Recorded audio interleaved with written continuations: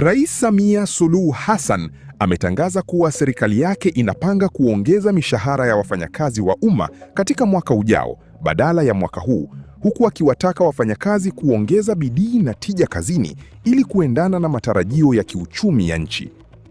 Kauli hiyo ilitolewa wakati wa maadhimisho ya Siku ya Wafanyakazi Duniani, Mei Mosi, yaliyofanyika kitaifa katika mkoa wa Njombe.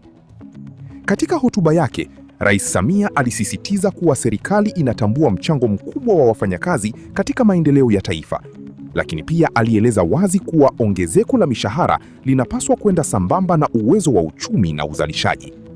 Hivyo, badala ya kuongeza mishahara mara moja mwaka huu, serikali imeona ni busara kufanya hivyo mwaka ujao ili kuhakikisha kuwa ongezeko hilo linaendana na hali halisi ya kifedha ya nchi. Sababu za kuchelewesha nyongeza ya mishahara. Sababu kuu zilizotolewa na rais ni pamoja na hali ya uchumi wa taifa na mzigo mkubwa wa matumizi ya serikali. Kwa sasa, Tanzania inaendelea kutekeleza miradi mikubwa ya maendeleo kama vile reli ya kisasa, SGR, ujenzi wa barabara, madaraja na miradi ya nishati.